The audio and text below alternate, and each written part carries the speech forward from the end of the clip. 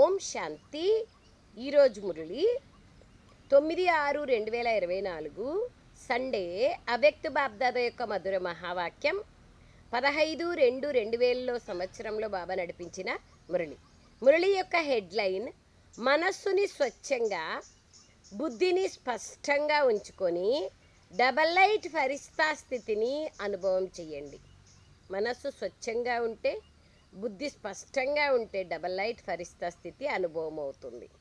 ఈరోజు బాబ్దాదా తమ స్వరాజ్యాధికారి పిల్లలను చూస్తున్నారు.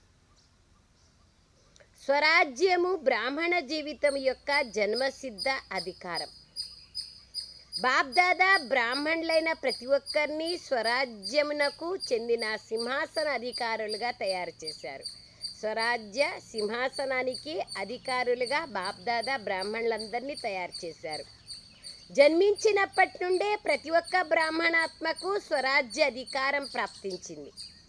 స్వరాజ్య స్థితి ఎంతగా తయారవుతుందో అంత స్వయంలో లైట్ ప్రకాశము మరియు మైట్ శక్తి యొక్క అనుభవం అవుతుంది. ఏమంటున్నారు బాబా? బ్రాహ్మణ జీవితం యొక్క జన్మసిద్ధ అధికారం బాబా మనకిచ్చినారు. స్వరాజ్యాన్ని బాబా అంటున్నారు ఆ స్వరాజ్య సింహాసన అధికారులుగా చేసినారు. మనకి బ్రాహ్మణ జన్మ తీసుకుంటానే లభించింది అధికారం.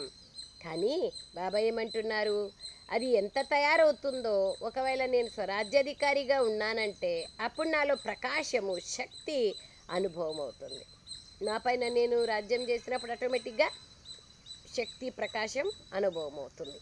ఈరోజు బాబ్దాదా పిల్లలు ప్రతి ఒక్కరి మస్తకం పైన ప్రకాశ కిరీటాన్ని చూస్తున్నారు. ప్రకాశ కిరీటము పవిత్రత ఆధారంగానే ప్రాప్తిస్తుంది.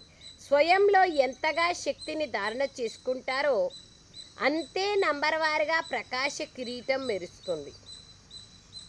బాబ్దాదా ప్రతి ఒక్కరిని సర్వశక్తులను అధికార రూపంలో ప్రతి ఒక్కరికి ఇచ్చారు. సర్వశక్తులను అధికార రూపంలో బాబా బిడ్డైతానే మనకు సర్వశక్తులు ఇచ్చారు. ప్రతి ఒక్కరూ మాస్టర్ సర్వశక్తివంతులు. కానీ ధారణ చేయడంలో నంబర్ వారుగా అయిపోయారు. సర్వశక్తుల జ్ఞానం కూడా అందరిలో ఉంది, ధారణ కూడా ఉంది. కానీ ఒక విషయంలో తేడా ఉంది. అది బాబ్దాదా చూశారు. బ్రాహ్మణాత్మల్ని ఎవరిని అడిగినా కానీ ప్రతి ఒక్క శక్తిని చాలా మంచిగా వర్ణిస్తారు. నిర్ణయ శక్తి అనేక ఎగ్జాంపుల్స్ చెప్తాము. సహన శక్తి ప్రతి ఒక్కటి మంచిగా వర్ణిస్తాం. ప్రాప్తులను గురించిన వర్ణన కూడా చాలా మంచిగా చేస్తారు. కానీ వ్యత్యాసం ఏమంటే అవసరమైన సమయంలో ఏ శక్తి యొక్క అవసరం ఉంటుందో ఆ సమయంలో ఆ శక్తిని కార్యంలో పెట్టలేరు. ఏమంటున్నారు బాబా? అన్ని వర్ణన చేస్తాము, అన్ని గురించి, అన్ని శక్తుల గురించి, అన్ని ప్రాప్తుల గురించి తెలుసు. కానీ ఏ సమయంలో ఏ శక్తిని మనం ఉపయోగించాలనో దాన్ని ఉపయోగించడం లేదు అంటున్నారు బాబా. పెట్టడం లేదు, లాభం లేదు కదా. ఇప్పుడు నా దగ్గర సైకిల్ ఉంది, 2 వీలరు ఉంది, 4 వీలరు ఉంది, ఫ్లైటు ఉంది. ఏ సమయంలో ఏది కావాలనో దాన్ని అక్కడ ఉపయోగించాలి కదా. ఎక్కడో ఏదో చిన్న పనులకు పోతానన్నప్పుడు ఫ్లైట్ ఉపయోగిస్తారా? లేదు కదా. ఏ సమయంలో ఏ శక్తి కావాలి, ఏ సమయంలో ఏ ప్రాప్తిని ఇమర్జ్ చేసుకోవాలి, ఈ జనరల్ నాలెడ్జ్ అనేది ఆవశ్యకత కదా. అందుకే కొంతమంది సంపాదిస్తారు కానీ దాచిపెట్టుకోలేరు. ఎందుకంటే వాళ్ళలో ఏది ఎప్పుడు ఉపయోగించాలనేటువంటి సెన్స్ నాలెడ్జ్ ఉండదు. దుబారా ఖర్చు పెడుతూ ఉంటారు. ఎక్కడ ఉపయోగించాలా, ఎక్కడ ఉపయోగించకూడదు అనేటువంటి నాలెడ్జ్ ఉండదు. కొంతమంది అసలు ఉపయోగించరు, అది పిసినారి అంటారు. బాగా ఉపయోగించినారు, దుబారా అంటారు. కానీ ఎక్కడ ఏమి ఎట్లా ఉపయోగిస్తారు వాళ్ళని చాలా బాగా తెలివంతుడప్ప, ఎక్కడ అవసరమో అప్పుడు అక్కడ ఉపయోగిస్తాడు అంటారు. భక్తి మార్గంలో, లౌకికంలో, ఫిజికల్గా కూడా అట్లా అన్నప్పుడు సో జ్ఞానకాలంలో బాబా యొక్క ప్రాప్తులను, బాబా యొక్క శక్తులను ఎక్కడ ఉపయోగించాలో అక్కడ ఉపయోగించాలి కదా. బ్రాహ్మణ పరివారంలో సహయోగాన్ని ఇవ్వాలి. బ్రాహ్మణ పరివారంలో ఎదుర్కోకూడదు, ఎదిరించే శక్తి ఉండకూడదు, మాయని ఎదిరించాల. బ్రాహ్మణ పరివారంలో సహయోగము, సహనము ఉండాలి. అట్లా ఇవన్నీ అనేకమైన శక్తులు ఉన్నాయి. వాటిని మనం సమయానుసారంగా అవసరాన్ని బట్టి ఉపయోగించాలా అంటున్నారు బాబా. దాంట్లో నంబర్ వారుగా ఉన్నారు. బాబా అంటున్నారు ఆ శక్తిని కార్యంలో పెట్టలేరు, ఈ శక్తి యొక్క అవసరం ఉన్నింది కదా అని సమయం గడిచిపోయిన తర్వాత అనుకుంటారు. సర్వశక్తుల వారసత్వం అనేది ఎంతటి శక్తిశాలి అయిందంటే ఏ సమస్య కూడా వాళ్ళ ముందు నిలబడదు. సర్వశక్తుల వారసత్వం ఎలాంటిదంటే వాళ్ళు శక్తిశాలిగా ఉంటారు కాబట్టి వాళ్ళ ముందు ఏ సమస్య నిలబడదు. సమస్య వస్తానే సమాధానాన్ని ఆలోచిస్తారు. తో బాబా అంటారు, బాబ్దాదా పిల్లలతో అంటున్నారు, సమస్య ముక్తులుగా కాగలరు, కేవలం సర్వశక్తులను ప్రత్యక్షంగా స్మృతిలో ఉంచుకోండి మరియు సమయానికి కార్యంలో వినియోగించండి. దీనికోసం మీ బుద్ధి లైన్ని స్పష్టంగా ఉంచుకోండి. ఇంపార్టెంట్ ఏమి అంటే ఈ సమయంలో నాకు ఈ శక్తి కావాలి అనేటువంటి తెలివి, విచక్షణ, జ్ఞానం అవసరం కదా. అది బుద్ధికే అవసరం, బుద్ధినే నిర్ణయించేది. సో బుద్ధిని స్పష్టంగా ఉంచుకోవాలి. బుద్ధి లైన్ బాబాతో క్లియర్గా ఉండాలి, స్పష్టంగా ఉంచుకోవాలి. బుద్ధి లైన్ ఎంత స్పష్టంగా స్వచ్ఛంగా ఉంటుందో అంతే నిర్ణయ శక్తి తీవ్రంగా ఉన్న కారణంగా ఏ సమయంలో ఏ శక్తి అవసరమో ఆ శక్తిని కార్యంలో వినియోగించగలరు. ఎందుకంటే సమయ ప్రమాణంగా బాబ్దాదా పిల్లలు ప్రతి ఒక్కరిని విఘ్నముక్తులుగా, సమస్యాముక్తులుగా, శ్రమముక్తులుగా చూడాలని ఇష్టపడుతున్నారు. శ్రమ చేయకూడదు, న్యాచురల్గా నడిచిపోతూ ఉండాలి. అందరూ అయితే తప్పకుండా తయారవ్వాల్సిందే. కానీ బహుకాలం యొక్క ఈ అభ్యాసం అవసరం. బ్రహ్మబాబా యొక్క విశేష సంస్కారాన్ని చూశారు కదా. తక్షణ దానం మహాపుణ్యం.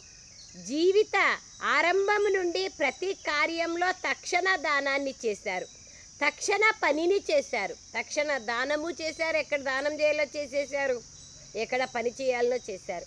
బ్రహ్మబాబా విశేషత ఏమిటంటే వారి నిర్ణయ శక్తి సదా తీవ్రంగా ఉండేది. ఒక్క సెకండులో అన్నీ స్వాహా చేసేస్తున్నారు. చూడండి, ఏమి, ఎక్కడ, ఎలా అని ఏమీ ఆలోచించలేదు. మన ముందు ఎంతమంది ఉదాహరణలు ఉన్నారు. బాబా ముందు ఎవ్వరు లేరు కదా, కానీ ఎట్లా త్యాగం చేసేస్తున్నారు. ఒక్క శివబాబా పైన అచంచలమైన విశ్వాసం. అది బాబా అంటున్నారు. మరి బాబ్దాదా రిజల్ట్ని చూశారు. అందరినీ తనతో తోడుగా తీసుకునే పోవాలి. బాబ్దాదాతో కలిసి నడిచేవారే కదా, లేదా వెనుక వచ్చేవారా? తోడుగా కలిసి వెళ్ళాలి అన్నప్పుడు బ్రహ్మబాబాని ఫాలో చేయండి. కర్మలలో బ్రహ్మబాబాను, స్థితిలో నిరాకారి శివబాబాను అనుసరించాలి. కర్మలలో బ్రహ్మబాబాను, స్థితిలో నిరాకారి శివబాబాను అనుసరించాలి. ఫాలో చేయడం వస్తుంది కదా. డబల్ విదేశీలకు ఫాలో చేయడం సహజం కదా. ఫాలో చేయాల్సి వచ్చినప్పుడు ఎందుకు, ఏమి, ఎలా, ఇవన్నీ సమాప్తమైపోతాయి. వాళ్ళని ఫాలో చేయాలన్నప్పుడు ఇంక అయిపోయాయి, వాళ్ళు వెనకపోయేదే. ఎందుకు, ఏమైనా ప్రశ్న లేదు. ఆల్రెడీ వాళ్ళు అనుభవం చేసినారు కదా, అందుకు మనకు అవసరం లేదు. ఎందుకు, ఏమి, ఎలా, ఈ మాటలే వ్యర్థ సంకల్పాలకు ఆధారం. ప్రశ్నార్థకమే వ్యర్థ సంకల్పాలకు ఆధారం. ఇది అందరికీ అనుభవమే కదా. తండ్రిని అనుసరించినప్పుడు ఈ మాటలు సమాప్తమైపోతాయి. బ్రహ్మబాబాని అనుసరించినప్పుడు ఈ మాటలన్నీ సమాప్తమైపోతాయి. ఎందుకు, ఎట్లా, ఎలా, ఇలా, అక్కడ, ఇక్కడ, వాళ్ళెందుకు అట్లా, వీళ్ళెందుకు ఇట్లా, ఇవన్నీ మాటలు సమాప్తమైపోతాయి. ఎప్పుడు? బ్రహ్మబాబాని అనుసరించినప్పుడు. ఎలా అని కాదు, ఇలా చెయ్యాలి, ఇలా నడువు, ఇలా చెయ్యని బుద్ధి వెంటనే నిర్ణయిస్తుంది. బుద్ధి వెంటనే నిర్ణయిస్తుంది. మీ మనస్సుని స్వచ్ఛంగా ఉంచుకోండి అని బాబ్దాదా ఈరోజు విశేషంగా పిల్లలందరికీ, వారు మొట్టమొదట వచ్చిన వారైనా లేదా పాతవారైనా అందరికీ ఈ సూచనని ఇస్తున్నారు. మీ మనస్సుని స్వచ్ఛంగా ఉంచుకోండి. మనస్సుని స్వచ్ఛం చేసుకునేకి ఉపాయాలేమి? మనస్సులో ఏ సంకల్పం వచ్చినా బాబాకు అర్పణం చేయాలి. ఏ రోజుది ఆ రోజు చార్ట్ రాసి సమాప్తం చేసుకోవాలి. ఎప్పుడప్పుడు గతం గతహ అని తెలుసుకొని దాన్ని శుభ్రం చేసుకుంటా పోవాలి. ఇప్పుడు చూడండి, మీ ఫోన్లో పనికిరానివన్నీ ఎక్కువ స్టోరేజ్ అయిపోతే ఏమవుతుంది, మీకు అవసరమైనప్పుడు ఫుల్ అయిపోయింది, స్టోరేజ్ ఫుల్ అని వస్తుంది కదా. ఎప్పటికప్పుడు డెలీట్ చేసేస్తూ ఉంటే ఏమవుతుంది, ఆటోమేటిక్గా ఎప్పుడూ ఖాళీగానే ఉంటుంది. ఎప్పుడు అవసరమో అప్పుడు ఏది అవసరమో అది పెట్టుకోవచ్చు. సో అందుకయ్యే బాబా అంటున్నారు, పిల్లలారా ఎప్పటికప్పుడు మనస్సుని తుడిచేసే డెలీట్ లేదా ఎడిట్ అనేటువంటి స్విచ్ మంచిగా పెట్టుకోండి అని బాబా చెప్తున్నారు. మనస్సుని స్వచ్ఛంగా పెట్టుకోండి. స్వచ్ఛంగా ఉన్న జాగాలో cleanliness is the next godliness. ఎక్కడ మనస్సు స్వచ్ఛంగా ఉంటుందో అక్కడ దేవుడు నివసిస్తారు. సో ఈ సూచనని బాబా ఇస్తున్నారు. ఈరోజు విశేషంగా పిల్లలందరికీ వారు మొదటిసారి వాళ్ళైనా ఇప్పటికీ చాలామంది మనస్సుల్లో ఇప్పటికీ వ్యర్థము మరియు నెగిటివ్ అనే చిన్న పెద్ద మచ్చలు ఉన్నాయి. నెగిటివ్ లేకపోయినా వ్యర్థం అనేది మాత్రం ఉంది. చిన్న పెద్ద ఎవరి బుద్ధి ఎంత ఉందో అంత ఉంది. ఈ కారణంగా పురుషార్థం యొక్క శ్రేష్ట స్పీడ్లో తీవ్రగతిలో ఆటంకం వస్తుంది.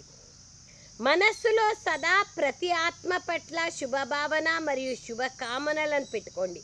వాళ్ళు ఎలాంటి వాళ్ళైనా సరే, అపకారం చేసే వాళ్ళైనా సరే, మీరు వాళ్ళ పట్ల శుభభావన శుభకామనలు పెట్టుకోవాలంటే మనస్సులో గడిచిపోయిన విషయాలకు బిందువు పెట్టే అభ్యాసం, గతం గతః అని మనస్సుని స్వచ్ఛంగా పెట్టుకునే అభ్యాసం ఉంటేనే చేయగలుగుతాం. స్వచ్ఛమైన మనస్సు అంటే ఇదే అని బాబ్దాదా సదా శ్రీమతాన్ని ఇస్తున్నారు.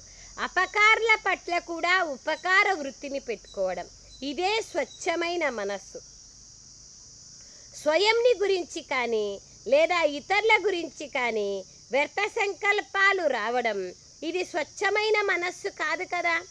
వ్యర్థ సంకల్పాలు అనేకంగా వస్తూనే ఉంటాయి, అనేకంగా లెక్కలేనని. ఒక్క వ్యర్థ సంకల్పం స్టార్ట్ అయిందంటే ఇంకా ఆగకుండా ఫాస్ట్గా వస్తూ ఉంటాయి. వ్యర్థానికి ఫాస్ట్ ఎక్కువ ఉంటుంది, సమర్థానికి ఫాస్ట్ తక్కువ ఉంటుంది. ఎందుకంటే అవి తక్కువ ఉంటాయి కాబట్టి తక్కువ స్పీడ్ ఉంటుంది, ఇవి ఎక్కువ ఉంటాయి కాబట్టి స్పీడ్ ఎక్కువ ఉంటుంది. అందుకే బాబా అంటున్నారు, వ్యర్థ సంకల్పాలు రావడం ఇది స్వచ్ఛమైన మనస్సు ఉన్నట్లు కాదు కదా. కనుక స్వచ్ఛమైన మనస్సు క్లీన్ అండ్ క్లియర్, స్వచ్ఛమైన మనస్సు, స్పష్టమైన బుద్ధి, క్లియర్ బుద్ధి, క్లీన్ మైండ్ మీరే నిర్ణయించుకోండి. మిమ్మల్ని మీరు అటెన్షన్తో చూసుకోండి, ఎప్పటికప్పుడు చూసుకోండి. నా మనస్సు క్లీన్గా ఉందా, నా బుద్ధి క్లియర్గా ఉందా, సరిగ్గానే ఉన్నాను, మంచిగానే ఉన్నాను అని ఇలా పైపైన చూసుకోవడం కాదు. అమృతవేళ లేచినాను, యోగం చేసినాను, కుదిరిందో కుదరలేదో, పవర్ఫుల్ ఉందో లేదో, మొత్తానికైతే లేచినాను, క్లాసుకు పోయినానంటే పోయినాను, నిద్రపోయినానా, తూగినానా, ఊగినానా, న్యూట్రల్ మైండ్లో విన్నానా, నాకు అన్నీ తెలుసులే, ఏం వినేదనే ఇట్లు విన్నానా, ఎట్లా విన్నాను, ఏం విన్నాను అనేది అటెన్షన్ అనేది ఉండాలి కదా. నాకు ఇంకా నేను అన్నీ చేసేసినాను, ఈక్వల్ టు బాబా, సరిగ్గా ఉన్నాను, మంచిగా ఉన్నాను, ఇలా పైపైన చూసుకోవద్దు. ఆలోచించి చూసుకోండి. మనస్సు బుద్ధి స్పష్టంగా ఉన్నాయా, శ్రేష్టంగా ఉన్నాయా. ఫస్ట్ స్వచ్ఛం, స్పష్టము, స్వచ్ఛము, తర్వాత శ్రేష్టము.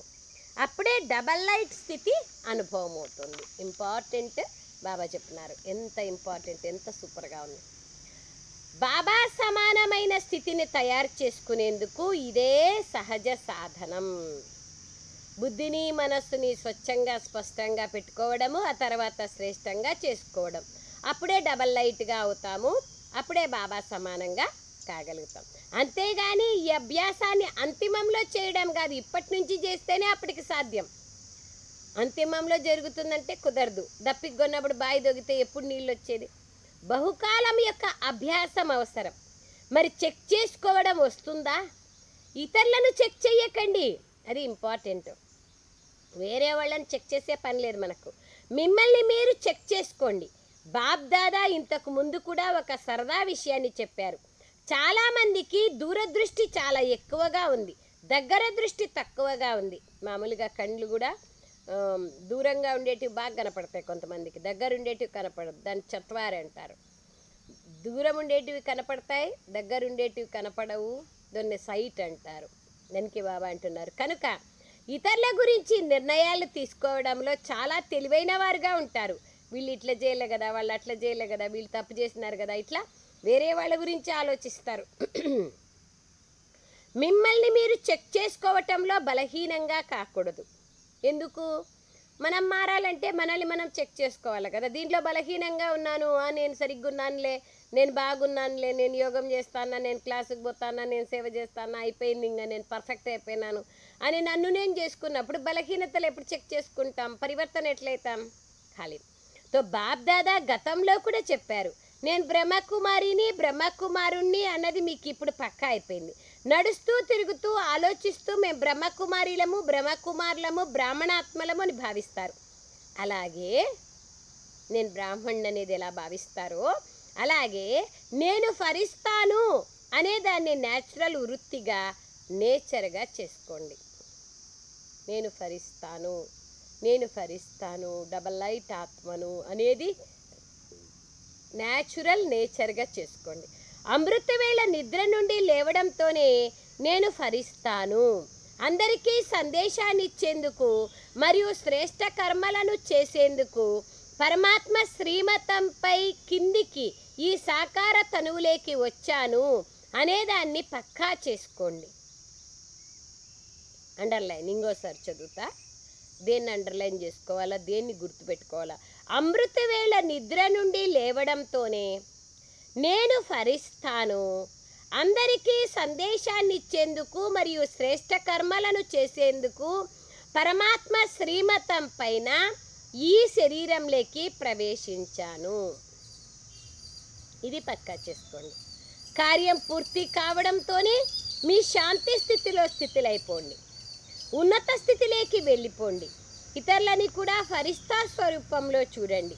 మీ వృత్తి ఇతరులను కూడా నెమ్మది నెమ్మదిగా ఫరిస్తాగా తయారు చేస్తుంది. మీ దృష్టి ఇతరులపైన కూడా ప్రభావితం చేస్తుంది. మేం ఫరిస్తాలము అన్నదైతే పక్కా ఉంది కదా. ఫరిస్తా భవ అన్న వరదానం అందరికీ లభించింది కదా. బాబా అడుగుతున్నారు, క్షణకాలంలో ఫరిస్తాగా అనగా డబల్ లైట్గా కాగలరా? ఒక క్షణంలో కావాలి, ఒక నిమిషంలో కాదు, 10 క్షణాలలో కాదు. ఆలోచించడము మళ్ళా అలా అయిపోవడం అనేది ఒక్క క్షణంలో జరిగిపోవాలి. అటువంటి అభ్యాసం ఉందా? ఆలోచించడము అయిపోవడం అంటే నేను ఇప్పుడు ఆలోచించినాను ఫరిస్తాని, తో ఫరిస్తాగా అయిపోవాలి. మధ్యలో ఇంకా ఏది నాకు అడ్డం రాకూడదు. ఇప్పుడు ట్రాఫిక్ కంట్రోల్ టైంలో చెక్ చేసుకోవాలి, నా మనస్సు బుద్ధి ఈ 3 నిమిషాలు ఏకాగ్రమవుతా ఉందా, ఎక్కడికి పోతా ఉంది, శాంతికి శక్తి వస్తుంది, గంటకు ఒకసారి చెక్ చేసుకోవాలి. విదేహీగా అవుతానా, అశరీరీగా అవుతానా? ఈ అభ్యాసం మనము పదే పదే చెయ్యాలి. ఫరిస్తాగా కాగలనా? తో బాబా అంటున్నారు, అటువంటి అభ్యాసం ఉందా? అచ్చా, ఎవరైతే ఒక్క క్షణంలో అలా కాగలరో, 2 క్షణాల్లో కూడా కాదు, ఒక్క క్షణంలో ఫరిస్తాగా కాగలరు, వాళ్ళు ఒక చేతితో చప్పట్లు కొట్టండి. కాగలరా? ఊరికే అలా చెయ్యెత్తడం కాదు, డబల్ విదేశీయులు చెయ్యెత్తడం లేదు. సమయం పడుతుందా? అచ్చా, కొద్ది సమయం పడుతుంది, ఒక క్షణంలో కాదు, కొద్ది సమయం పడుతుందని ఎవరైతే అనుకుంటారో వాళ్ళు చేతులు ఎత్తండి. చాలామంది ఎత్తినారు, మంచిది. కానీ అంతిమ క్షణాలలో పరీక్ష అనేది ఒక్క క్షణంలోనే వస్తుంది కదా, అప్పుడేం చేస్తారు? అకస్మాత్తుగా వస్తుంది మరియు క్షణకాలంలో వస్తుంది. చెయ్యెత్తారు, పర్వాలేదు, అనుభూతి చెందారు, ఇది కూడా చాలా మంచిది. కానీ ఈ అభ్యాసం చెయ్యాల్సిందే, చెయ్యాల్సి వస్తుంది కాదు, చెయ్యాల్సిందే. ఈ అభ్యాసం చేయడం చాలా చాలా అవసరం. అయినప్పటికీ బాప్ దాదా కొంచెం సమయాన్ని ఇస్తున్నారు. ఎంత సమయం కావాలి? 2000 సంవత్సరం వరకు కావాలనా? దండోరా వేస్తామని 21వ శతాబ్దానికి మీరందరూ ఛాలెంజ్ చేశారు కదా, గుర్తుందా? స్వర్ణిమయుగ ప్రపంచం వచ్చేస్తుంది, అటువంటి వాతావరణం తయారు చేస్తాం అని ఛాలెంజ్ చేశారు కదా. మరి అప్పటి వరకైతే చాలా సమయం ఉంది. స్వయం పైన అటెన్షన్ పెట్టుకునే సమయం చాలా ఉంది. అటెన్షన్ పెట్టుకోగలరు, ఇది కూడా కాదు, పెట్టుకోవాల్సిందే. పెట్టుకుంటాము, చూద్దాము, చేద్దాము కాదు, పెట్టుకోవాల్సిందే. దేహభ్రాంతిలోకి రావడానికి ఎంత సమయం పడుతుంది? 2 క్షణాలు పడుతుందా? అనుకోకపోయినా వచ్చేస్తారు కదా, సమయం సందర్భం వచ్చిందంటే పటక్కన వచ్చేస్తుంది కదా దేహాభిమానం మనకి. అందుకు ఎంత సమయం పడుతోంది? ఒక క్షణమా, లేదా అంతకంటే కూడా తక్కువ సమయం పడుతోందా? ఒక క్షణమేమి, ఇంకా తక్కువ సమయమే. దేహాభిమానం లేకొచ్చేసామన్నది తెలియని కూడా తెలియదు. అలాగే ఏమైనా కానీ, ఏం చేస్తున్నా కానీ నేను ఆత్మాభిమాని స్థితిలో, శక్తిశాలి స్థితిలో సహజంగానే స్థితమైపోయాను అన్నది కూడా మీకు తెలియకూడదు. ఎట్లా దేహాభిమానం లేక వచ్చేసినాను అనేది తెలీదో అట్లా ఫరిస్తా స్థితి, తరువాత ఆత్మాభిమాని స్థితి, శక్తిశాలి స్థితిలో ఉన్నాను అనేది కూడా మీకు తెలియకూడదు. అంత సహజంగా స్వాభావికంగా నిరంతరం అయిపోవాలి. ఫరిస్తా స్థితి కూడా స్వతహాగా ఉండాలి. మీ సంస్కారాన్ని ఎంతగా ఫరిస్తా సంస్కారంగా తయారు చేసుకుంటారో ఆ సంస్కారము స్థితిని స్వతహాగా చేస్తుంది. సంస్కారం నేను ఫరిస్తాని సంకల్పం ద్వారా సంస్కారం. మరి బాబ్దాదా ఎంత సమయం తర్వాత అడగాలి? ఎంత సమయం కావాలి? జయంతి చెప్పండి. జయంతి దిద్దిని అడుగుతున్నారు. జానకి చెప్పండి. విదేశీయుల తరఫు నుండి మీరు చెప్పండి. ఈరోజే అయిపోతుంది, రేపటి వరకు కాదని దాది చెప్పారు. ఈరోజే అంటే ఇప్పుడు అందరూ ఫరిస్తాలుగా అయిపోయారా? అయిపోతామనకండి, అయిపోతారు సరే, కానీ ఎప్పుడవుతారు? ఈరోజు బాబ్దాదా బ్రహ్మాబాబా యొక్క ఏ సంస్కారం గురించి చెప్పారు? తక్షణ దానం మహాపుణ్యం. బాబ్దాదాకు పిల్లలు ప్రతి ఒక్కరిపైన ప్రేమ ఉంది. పిల్లలు ఒక్కరు కూడా తక్కువగా ఉండకూడదని అనుకుంటారు. నంబర్ వారుగా కాకుండా అందరూ నంబర్ 1గా అయిపోతే ఎంత బాగుంటుంది అనుకుంటారు. అచ్చా, ఇది మురళి. ఇప్పుడు అనేక వర్గాల వాళ్ళతో ఆ సమయంలో బాబా కలిసేవాళ్ళు. సో బాబా కలుస్తున్నారు. అడ్మినిస్ట్రేషన్ వర్గంతో బాబా కలుస్తున్నారు. ప్రశాసక వర్గం, అడ్మినిస్ట్రేషన్కి చెందిన సోదరులతో అందరూ పరస్పరంలో కలుసుకొని ఏ ప్రోగ్రామ్ని తయారు చేశారు? శ్రేష్టాత్మలైన మీ చేతిలోకి ఈ కార్యం త్వరగా వచ్చేయాలి అని ఇలా తీవ్ర పురుషార్థానికి చెందిన ప్లాన్ని చేశారా? విశ్వ పరివర్తనం చేయాలంటే మొదట అడ్మినిస్ట్రేషన్ మారాల్సి ఉంది కదా. ఈ కార్యం ఎలా సహజంగా తయారైపోవాలి, ఎలా వ్యాపించాలి అన్న దాని గురించి ఆలోచించారా? తక్కువలో తక్కువ పెద్ద పట్టణాల్లో ఎవరైతే నిమిత్తంగా ఉన్నారో వారికి వ్యక్తిగతంగా సందేశాన్ని ఇచ్చే ప్లాన్ని తయారు చేశారా? ఇప్పుడు ఆధ్యాత్మికత ద్వారా పరివర్తన కాగలము మరియు అవ్వాలి అని తక్కువలో తక్కువ దీన్నైతే తెలుసుకోవాలి. మీ వర్గాన్ని మేల్కొలపాలి. అందుకనే ఈ వర్గం తయారైంది. వర్గం వారు చేసే సేవను చూసి బాబ్దాదా సంతోషిస్తున్నారు. కానీ ప్రతి వర్గం వారు తమ వర్గంలోని వారికి ఎంతవరకు సందేశాన్ని ఇచ్చారు అన్న ఈ రిజల్ట్ చూడాలి. కొద్దో గొప్ప మేల్కున్నారా? సహచరులుగా అయ్యారా? సహచరులుగా అయ్యారా? బ్రహ్మకుమారులుగా తయారు చేయలేదు కానీ సహచరులుగా తయారు చేశారా? బాబా అడుగుతున్నారు. రిజల్ట్ ఏమి? ఇంత సేవ చేస్తున్నారు కదా, దానికి రిజల్ట్ ఏమి అని బాబా ప్రశ్నిస్తున్నారు. అన్ని వర్గాల వాళ్ళకి బాబ్దాదా చెప్తున్నారు.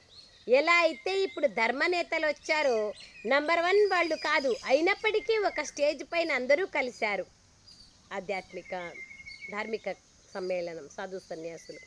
వారందరి నోటి నుంచి మనందరం కలిసి ఆధ్యాత్మిక శక్తిని వ్యాపింప చెయ్యాలి అని వెలువడింది. మా వర్గంలోని వారికి ఎంతమందికి మెసేజ్ చేరుకోంది అనేది ప్రతి వర్గం వాళ్ళు ఈ రిజల్ట్ని చూపించాలి. మరొకటి, ఆధ్యాత్మికత యొక్క అవసరం ఉంది. మేము కూడా సహయోగిలుగా అవుతాం అన్న రిజల్ట్ రావాలి.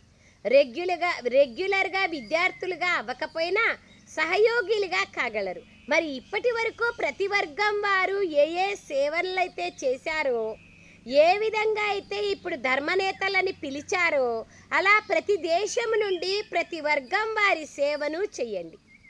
ముందుగా భారతదేశంలోనే చెయ్యండి, తర్వాత అంతర్జాతీయ స్థాయిలో చెయ్యాలి. ప్రతి వర్గం నుండి ఇలా రకరకాల స్టేజ్ కలిగిన వారు కలవాలి. మరి మేము సహయోగులుగా అవ్వాలి అనే అనుభవం చేయాలి. ప్రతి వర్గంలో ఇటువంటి రిజల్ట్ ఎంతవరకు వచ్చింది? ఇక ముందుకు ఏ ప్లాన్ చేశారు? ఎందుకంటే ఒక వర్గంలోని ప్రతి ఒక్కరూ ఒకవేళ లక్ష్యాన్ని పెట్టుకొని సమీపంగా తీసుకొచ్చినట్లయితే అప్పుడు అన్ని వర్గాల్లోని సమీప సహయోగులు ఎవరైతే ఉన్నారో వాళ్ళందరినీ కలిపి పెద్ద సంఘటన తయారు చేయాలి. అది ఇంపార్టెంట్. ఏమి అంటే ఒక వర్గం వాళ్ళే చేసేది కాదు, అన్ని వర్గాల వాళ్ళను కలుపుకొని చేసినప్పుడు ఒకే స్టేజ్ పైన అన్ని వర్గాల వాళ్ళు కలిస్తే అప్పుడు చాలా ప్రభావితం అవుతుంది. అందుకే కదా మన వాళ్ళు ప్రతి వర్గం వాళ్ళు ఒక్కొక్క వింగ్స్ కాన్ఫరెన్సులు చేస్తారు. లాస్ట్లో సెప్టెంబర్లో గ్లోబల్ సమ్మిట్ అని అందరినీ కలుపుకొని చేస్తారు. సో ఈ విధంగా పెద్ద పెద్ద ప్రోగ్రామ్స్ అనేది ప్రతి సంవత్సరం జరుగుతున్నాయి కదా మధుబన్లో. కానీ ముందుగా బాబా అంటున్నారు, అందరినీ కలిపి ఒక పెద్ద సంఘటనంగా మధుబనంలో చేస్తాం. మరి అటువంటి ప్లాన్ ఏదైనా చేశారా? తప్పకుండా తయారవుతుంది. చెల్లాచెదురై ఉన్నారు, చాలామంది ఉన్నారు అని విదేశంలోని వారికి కూడా సందేశాన్ని పంపారు. భారతదేశంలో చూసుకున్నా కూడా మంచి మంచి సహయోగి ఆత్మలు అన్ని చోట్ల ఉన్నారు, కానీ గుప్తంగా ఉన్నారు. వారందరినీ కలిపి ఏదైనా విశేష ప్రోగ్రాంని ఏర్పాటు చేసి అనుభవాలను పంచుకున్నట్లయితే దాని ద్వారా తేడా వస్తుంది. ఎన్ని తెలివి, ఎన్ని నాలెడ్జ్, ఎన్ని అవసరాలు చెప్తారు బాబా. ఎట్లా సేవ ఇంప్రూవ్మెంట్ అవుతుంది. ఏమి సమీపంగా వస్తారు. ఒక వర్ణంలో 5 మంది ఉంటే ఇంకొక వర్గంలో 8 మంది ఉంటే, వర్ణం కాదు వర్గం, ఒక వర్గంలో 5 మంది ఉంటే ఇంకో వర్గంలో 8 మంది ఉంటే మరొక వర్గంలో 25-30 మంది కూడా ఉండొచ్చు. సంఘటనలోకి రావడం ద్వారా ఉన్నతి అవుతుంది, ఉల్లాస ఉత్సాహాలు పెరుగుతాయి. ఇప్పటి వరకు జరిగిన అన్ని వర్గాల సేవ రిజల్ట్ వెలువడాలి. విన్నారా? అన్ని వర్గాల వాళ్ళు వింటున్నారు కదా. అన్ని వర్గాల వాళ్ళు ఎవరైతే ఈరోజు విశేషంగా వచ్చారో వాళ్ళు చేతులెత్తండి. చాలామంది ఉన్నారు.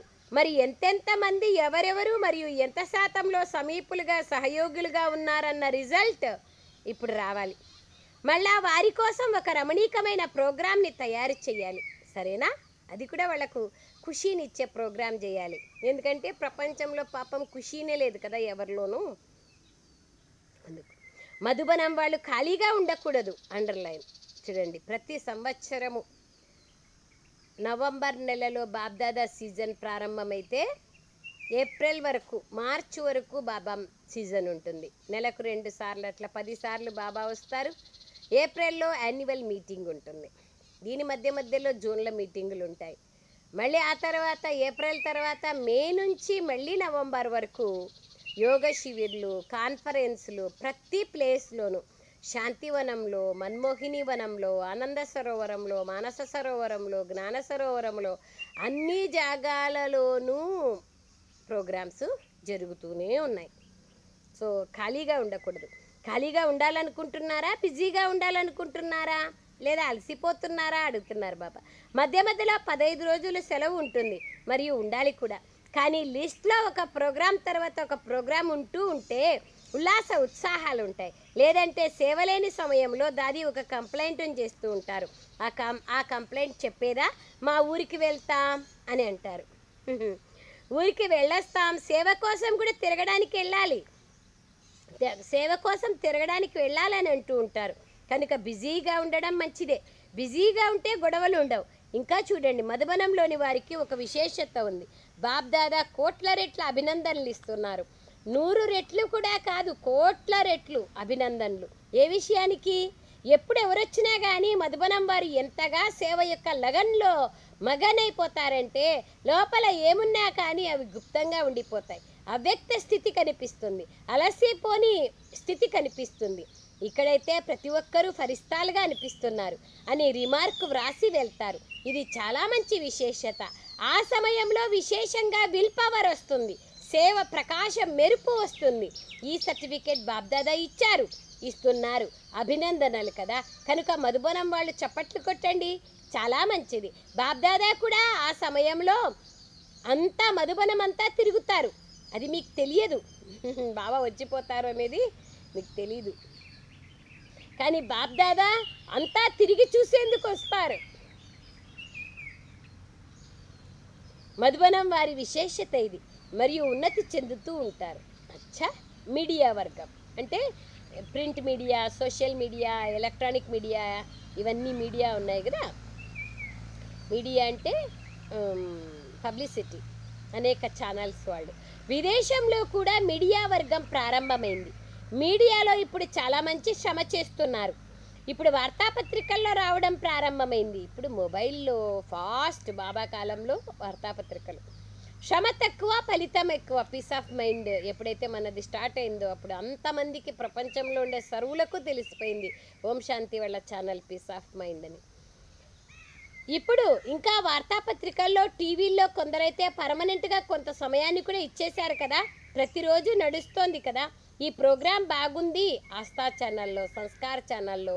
ఇప్పుడైతే ప్రతి సోషల్ మీడియా చాలా యూట్యూబుల్లో అయితే చాలా ఉంది.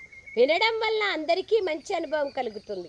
అలాగే వార్తాపత్రికల్లో విశేషంగా వారానికి కానీ, ఒక రోజులో కానీ, లేదా రోజు మార్చి రోజు కానీ కొంచెమైనా తప్పకుండా రావాలి. ఇది ఆధ్యాత్మిక శక్తిని పెంచుకునే అవకాశం. ఇటువంటి పురుషార్థం చేయండి. మామూలుగా కూడా సఫలత ఉంది, కనెక్షన్ కూడా బాగా పెరుగుతోంది. ఇప్పుడు వార్తాపత్రికలకు సంబంధించి ఏదైనా అద్భుతం చేసి చూపించండి. చేయగలరా? గ్రూప్ చేయగలరా? చెయ్యెత్తండి. సరే అంటారా? ఉల్లాస ఉత్సాహాలు ఉన్నట్లయితే తప్పకుండా సఫలత లభిస్తుంది. ఎందుకు రాదు? ఖచ్చితంగా వస్తుంది. చివరికి ఎటువంటి సమయం వస్తుందంటే అన్ని సాధనాలు మీ నుండి ఉపయోగం లేకొస్తాయి. అందరూ మీకు ఆఫర్ చేస్తారు, ఏమైనా సమాచారం ఇవ్వండి అంటారు. మా సహాయాన్ని తీసుకోండి అంటారు. మీరు సహయోగులుగా అవ్వండి అని ఇప్పుడైతే మీరు చెప్పాల్సి వస్తుంది. తర్వాత అయితే మిమ్మల్ని సహయోగులుగా చేసుకోండి మమ్మల్ని అంటారు. ఫరిస్తా కేవలం ఈ విషయాన్ని పక్కాగా పెట్టుకోండి. అప్పుడు ఇక చూడండి మీ పని ఎంత త్వరగా అయిపోతుందో. వారి వెనక పడాల్సిన అవసరం ఉండదు. నీడలాగా వారే మీ వెనకొస్తారు. నేను ఫరిస్తాను, నేను డబల్ లైట్ను. నా మనస్సుని ఎప్పటికప్పుడు స్వచ్ఛంగా ఉంచుకోవాలి, శ్రేష్టంగా ఉంచుకోవాలి, బుద్ధిని స్పష్టంగా ఉంచుకోవాలి. ఇంత మనం చేస్తే నేను ఫరిస్తా అని అభ్యాసం చేస్తే మనం ఒకరి వెంటపడి సేవ చేయాల్సిన అవసరం లేదు. సేవ మన దగ్గరికే వస్తుంది.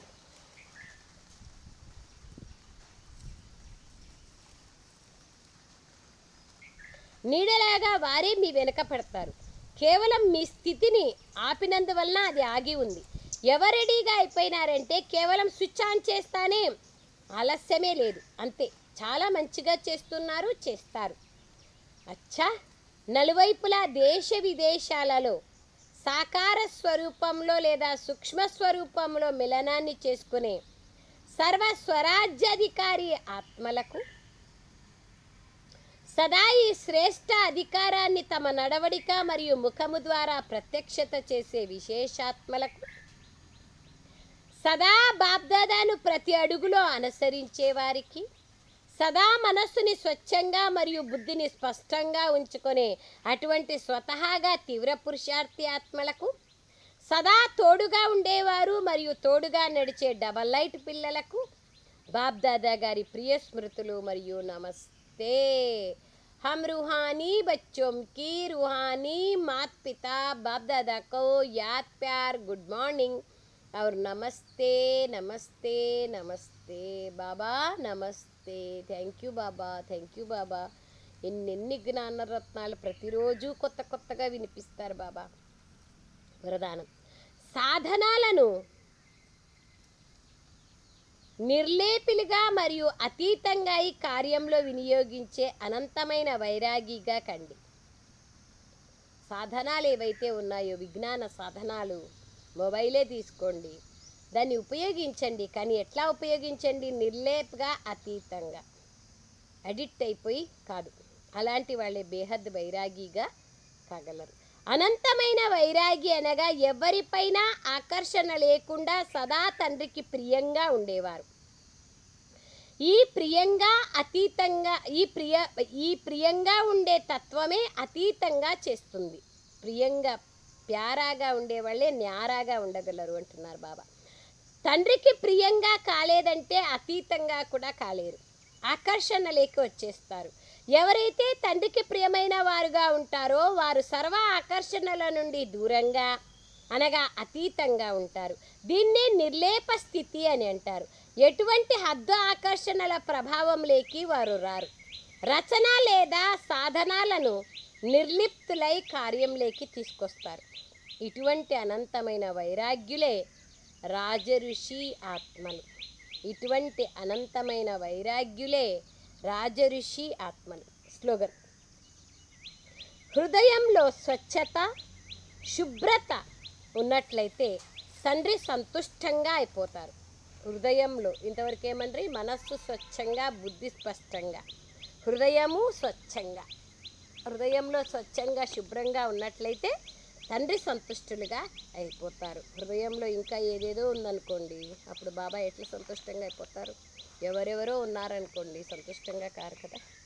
ఒక్కరిపైనే లగన్ ఉండాల. 9వ తేదీ అవ్యక్త ఇషారా.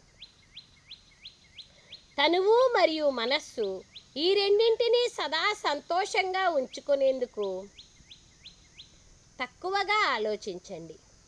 ఒకవేళ ఆలోచించాల్సిందే అంటే జ్ఞానరత్నాల ఆలోచన చేయండి. ఒకవేళ నా పాత్ర అయితే అంతగా కనిపించడం లేదు, యోగం కుదరడం లేదు, అశరీరిగా కాలేకపోతున్నాను అని ఆలోచించినట్లయితే ఇవి కూడా వ్యర్థ సంకల్పాలు. వాటికి బదులుగా సమర్థ సంకల్పాలను చేయండి. స్మృతి అనేది నా స్వధర్మం, నేనే కల్పకల్పం యొక్క సహజ యోగిని. ఈ రకమైన సంకల్పాలు చేసినట్లయితే సంతోషంతో ఎగురుతూ ఉంటారు. నేనే సహజ యోగిని, నేనే సమర్థ యోగిని, నేనే నిరంతర యోగిని, నేనే నిరంతర సేవాధారిని అని ఆలోచించాలి. కానీ యోగం కుదరలేదే ఏం చేసేది, యోగం ఇట్లుందే ఏం చేసేది అట్లా అనుకుంటే అది వ్యర్థ సంకల్పాలు లేకపోతుంది, ఇంకా మనస్సు బలహీనంగా అయిపోతుంది. అచ్చా, Om Shanti. Thank you Baba, thank you very much Baba.